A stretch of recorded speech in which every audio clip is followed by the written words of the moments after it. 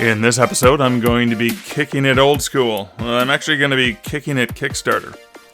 I'm going to be talking through the behind-the-scenes creation of the Kickstarter, some of the things I've learned, particularly from experts who gave me a hand and helped me understand a little bit more about Kickstarter, as well as just some of the decisions and why I'm doing this particular project and trying to push the boundaries of traditional and indie publishing, yet again on the 20th anniversary of One Hand Screaming.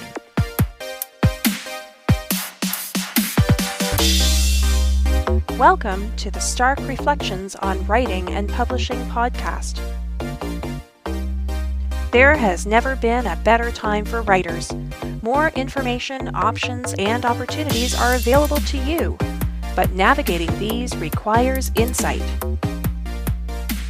Join Mark Leslie Lefebvre as he draws upon more than a quarter century of experience as a writer, a bookseller, and a trusted book industry consultant to explore and reflect on the writing and publishing landscape to help you make informed choices on your writer journey.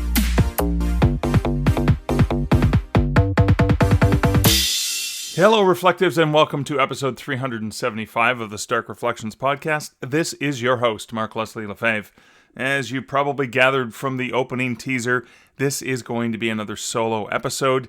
It's kind of crazy. I'm recording this on Wednesday, August 14th. I'm getting on the road yet again to head to Calgary for When Words Collide, great conference in Calgary. Well, very similar to the transition that's taken place from 20 books to 50K Vegas.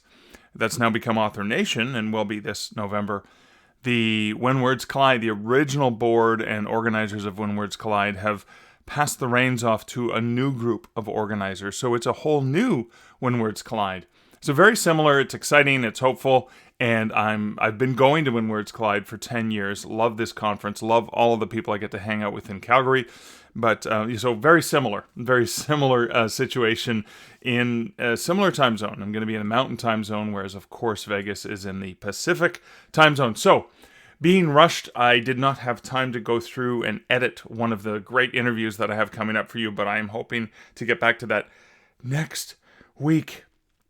It has been exhausting, but I'm going to talk a little bit about that and even some of the choices and options and decisions I've made in terms of even delaying the start of this particular Kickstarter.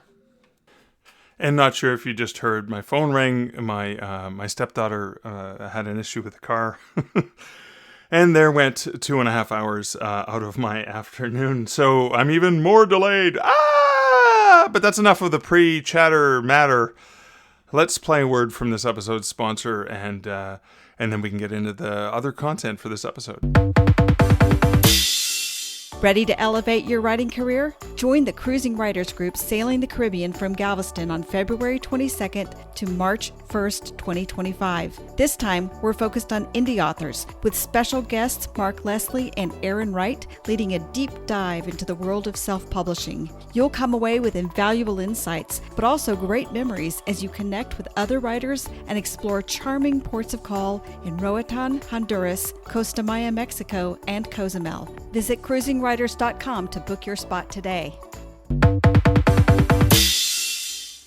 Okay, and on to some comments from recent episodes. Comment on episode 373, Musings on Getting a Master's and Getting Married.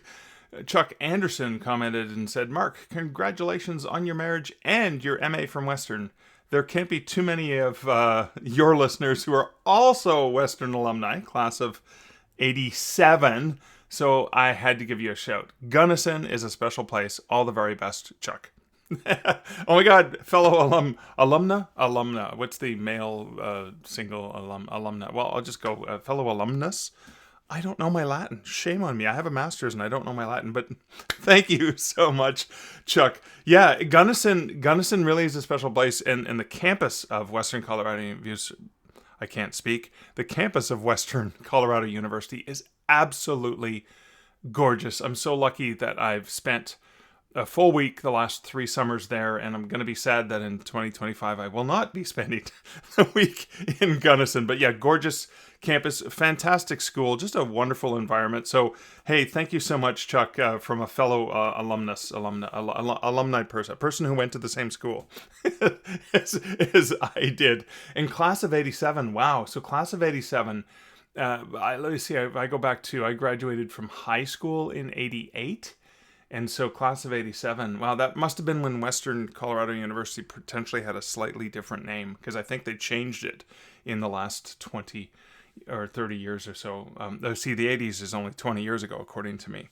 But anyways, thank you so much, Chuck. And also thank you to so many other reflective listeners who have offered me similar messages of congratulations, etc., via, direct email messages on social media as well as in person.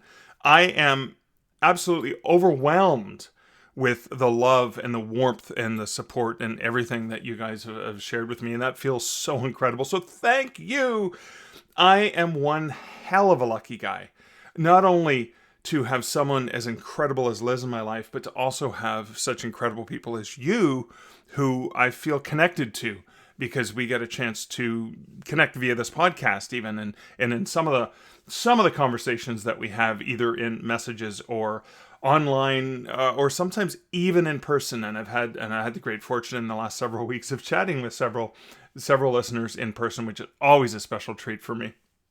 So over on Twitter/X, Edwin Downward for episode 374, a WMG Publishing Editor Roundtable, had this to say: the WMG Publishing Editor Roundtable in this week's Dark Reflection podcast is filled with more food for thought. In my case, I'm thinking of how much the different editor reactions to a story mirror reader reactions once the story is out there.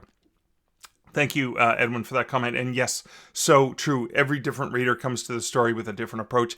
And technically, the readers or the editors are readers, right? They're kind of an early reader of the story. They're the readers who, in the case of traditional publishing, decide whether it's going to get published or not. In the indie world, the readers are the people who decide whether or not they love it and are going to keep reading it, or are going to keep reading other things by the writer, or are going to leave a positive review, or all those things. So yeah, that's one of the other lessons. So thank you so much for that, Edwin. An additional thank you, speaking of comments, to everyone who also in emails and social media have sent me notes showing me all the nods and notes that Ryan Reynolds and Canadian director Sean Levy have added related to the movie Planes, Trains, and Automobiles in the new Deadpool and Wolverine movie. They've mentioned, so they have these Easter eggs in the movie, but they've also talked about it and mentioned it in the various media interviews and their own social media. And so many people have shared and pointed out to me the pictures of Ryan as Deadpool reading the Canadian Mounted and scenes from Planes, Trains, and Automobiles. So thank you guys so much. It just feels so great to have other people as excited about those references as I am.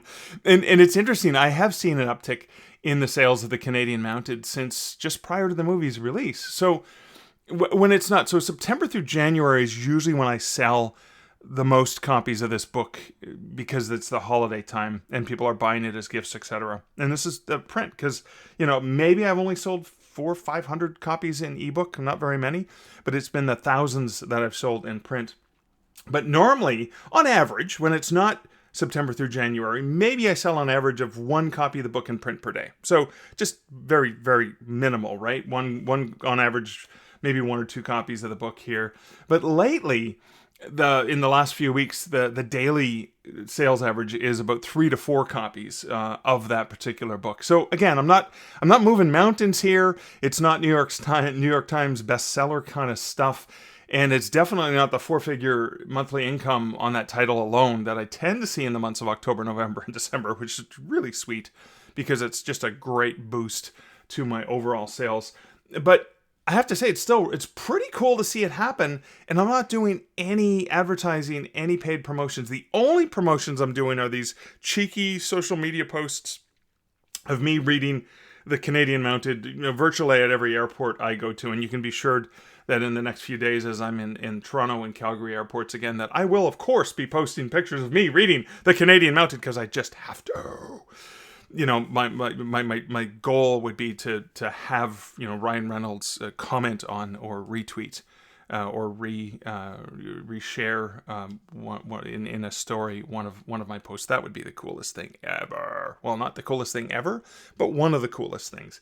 In any case, thank you guys so much for all of those things. I love the comments that you guys leave. The comments that you're leaving, reflecting on things that happen in the episodes, reflecting on things that my awesome guests talk about. Just basically remind me that this is not a one-way communication, that this is a conversation that you and I get to have together, and I love that. So you can comment over at starkreflections.ca, over on the YouTube channel, at me on Twitter, I'm at Mark Leslie. All the other social media platforms, I'm at Mark Leslie Lefebvre. Sorry, you gotta spell the full thing. You can also email me, mark@markleslie.ca. And I also want to say a huge shout out to a new patron, Lois Bartholomew, who's supporting the podcast over at patreon.com/starkreflections. Welcome, Lois, to the small but powerful and proud group of folks who support this podcast, who offer that extra support to this podcast. Yes, I get support from sponsors, but my patron support just helps additionally pay for my time in hosting the show and all the time that I put into that. And it really does mean a lot to me. So the conversations mean a lot to me, the patrons mean a lot to me, and you, dear listener, being there on the other end listening to this means the world to me. You can also support this podcast by leaving a review on whatever podcatcher, wherever you're listening to it, or better yet, share the podcast with someone that you think would find value in the Stark Reflections that you are listening to. So thank you everyone so much, and again, welcome Lois to the patron group, and a special thank you to all my patrons who are supporting this podcast, as well as my coffee buddies over at buymeacoffee.com/Mark Leslie. Okay, we're going to play the bumper, and then we're going to get into the regular content of this episode.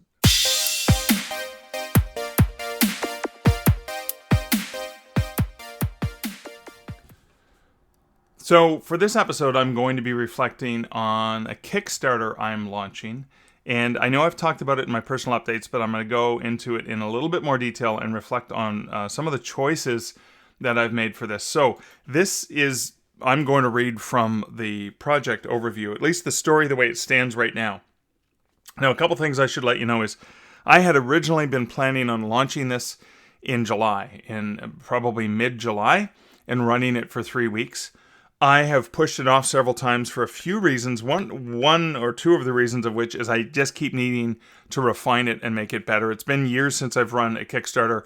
I've supported over 110 Kickstarter projects myself as a backer, because I want to support other creative people, mostly authors that I've supported. And damn. Okay, you may have noticed that my voice just cut off there. So I just spent 40 minutes recording off the top of my head, sharing insights, sharing personal details, going through in detail, reading through advice I got on this Kickstarter, reading through my story for the Kickstarter, talking about things that I've done, things that haven't worked and screwed up. And holy Audacity crashed. I didn't even notice that it crashed because I wasn't on the Audacity screen.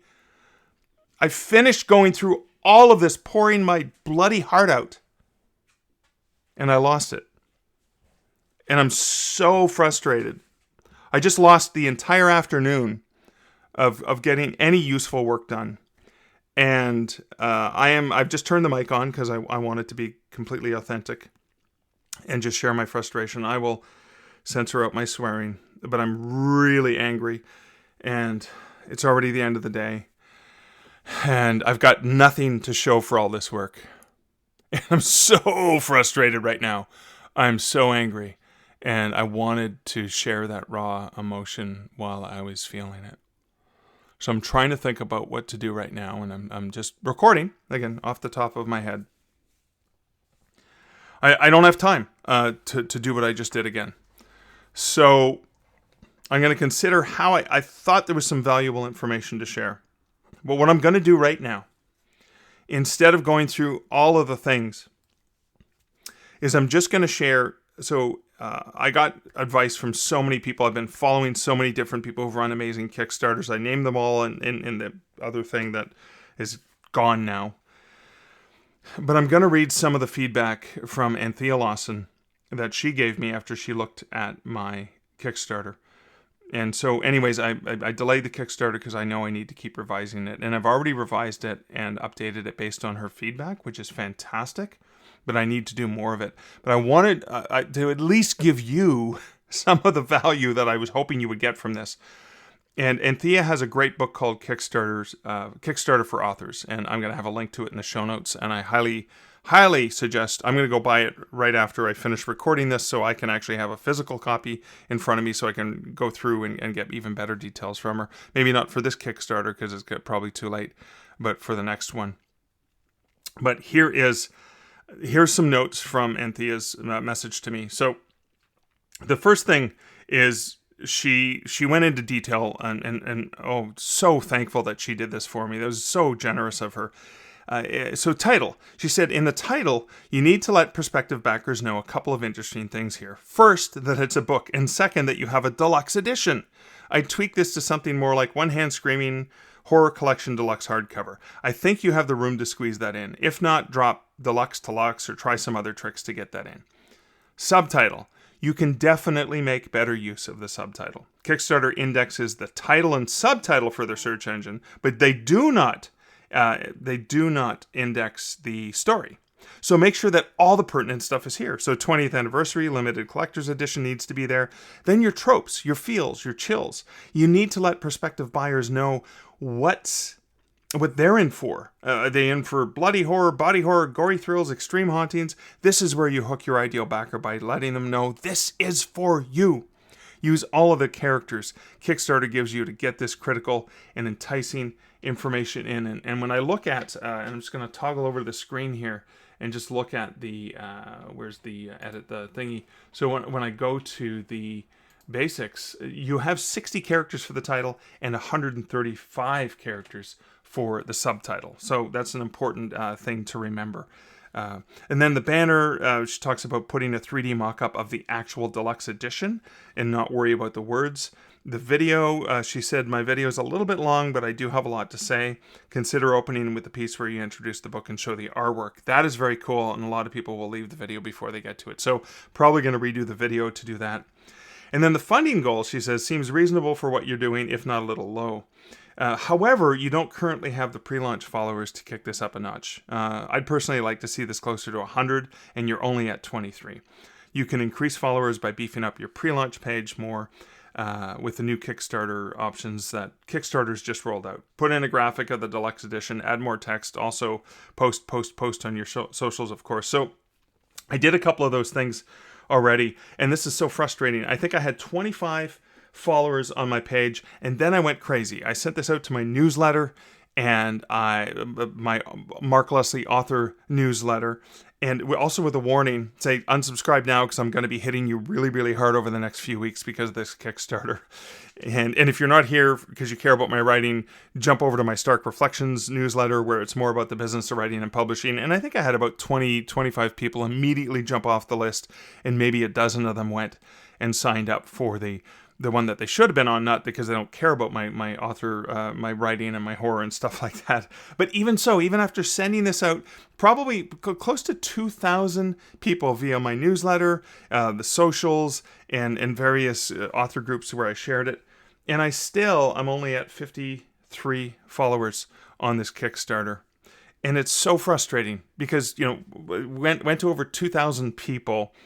And that shows you how few people actually do anything, which means you gotta hit it over and over and over and over again. So I'm even going to ask you, dear listener, if you're on Kickstarter, I'd love to, if you can just follow the link, just look for One Hand Screaming, search it on Kickstarter, search Mark Leslie on Kickstarter. I'd love to get some followers because I'd love to get that to 100. Now my goal is only 1,500 Canadian dollars, which is just a little over $1,000 US, and I really want to hit that in the first 24 hours. I want to hit those algorithms effectively, etc. There's so much other great content and updates that Anthea gave me. But one of the key things that she talked about here, and I just want to reiterate this for you if you're thinking about your own Kickstarter, is she says in the story and the rewards, she says, don't use the video script as your selling points, which is what I initially did, and I've updated it so far. She said, you need to open with what the backer gets. Kickstarter backers support campaigns, A, for the cool stuff, and B, to support cool creators. But no matter how cool you are, prospective backers need to know what they're getting out of the deal first and foremost. This includes your vibe. What's the selling premise here for the actual book content? Anthea says, I had to go look up your Amazon listing to figure out what you've got here. So then she suggested opening with something else, which I did. I took quite a bit of her advice in making it. And she says, or whatever, whatever's appropriate for this. And she says, a collection of chilling stories and disturbing poetry for the reader who likes their horror on the dark side. And then you want stuff like special 20th anniversary edition includes new tales, custom illustrations, and bonus story notes from the author. Then, super cool images of the artwork, and show that stuff off. And then the story blurb, etc., etc. So then she talks about having headings for about the book with all the details, including the trim sizes, the page counts, etc., so they understand exactly how much they're getting, how many illustrations, etc. And then leaning into the deluxe edition in a big way. Follow this with a mock-up edition of the image. Then the same book specs bullet list. But, faux leather, foil stamped, etc. All of those elements. Follow this up with more artwork, maybe an interior mock-up of the art inside the hardcover. And then your rewards section, bullet points, mock-ups, visuals. Really lean into all the extras that they're getting. And make sure that, the Kickstarters are going to get the ebook for either the retail price that it's going to be, they're going to get it early, or they're going to get it a little bit earlier than the people who can get it via regular retailer. Kickstarter backers expect things early. Don't make them pay for it as well. She also suggested I had the Howl instead of horror, which was getting my Canadian werewolf books if you didn't want the horror because you're not a horror fan, but maybe the urban fantasy is more your cup of tea. So take that completely out of your reward tiers, put it in the add-ons because it dilutes the brand, it dilutes the horror, it dilutes what you're really trying to push. And so I took that out. I took out the consultations you can get with me. I took out any of the things that aren't directly related to this particular book in horror right out of the rewards. And as Lauren Coleman had suggested, no 10 maximum reward tiers because it just gets too confusing. Then throw all that extra stuff into the add-ons. And I have a ton of add-ons. But like I said at the beginning of this, I am so frustrated that I lost about an hour worth of me babbling. And I'm still babbling now, and I'm now worried that I'm going to lose what I have now. So what I want to do is I want to stop talking so that I can save this and not lose it. And at least maybe get some of this content out to you to help you. Because again, I want the podcast to help you. I want you to see the mistakes I'm making so you can learn from me as well. So again, my apologies that this is not the full-length detail that I had been intending, but I ran out of time, and as you could tell, I was very frustrated. But you know what helped my frustration? And this is an important reflection. What helped my frustration is instead of going, oh, woe is me, and I was angry, and I was frustrated, and poor me, blah, blah, blah, blah, blah, wah, wah, wah, cry me a river, sob story Mark, I was able to channel that rage into trying to still try to get something useful for you for this episode. And so by focusing on that, it's really calmed me down. And I'm not as angry and frustrated as I was a few minutes ago. So that's a reflection right there in and of itself. Wanting to take that anger, take that and channel it into something that's more productive and more useful. And I really, really hope that this was useful for you. Because it was useful for me.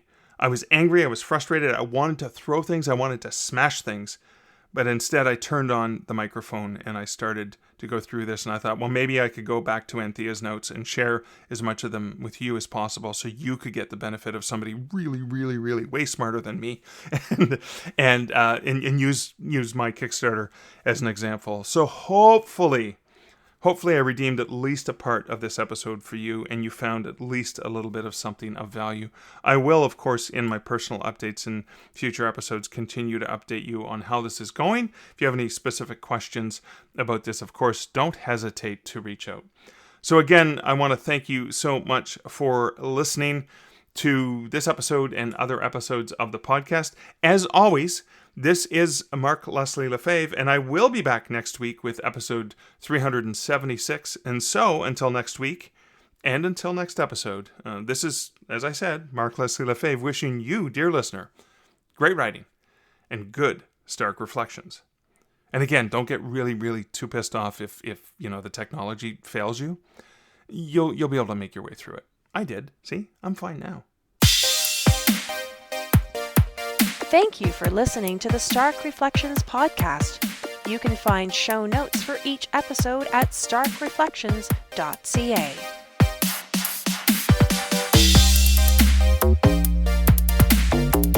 The music for this podcast, Laser Groove, was composed and produced by Kevin MacLeod. Check out more of Kevin's great music at incomptech.com.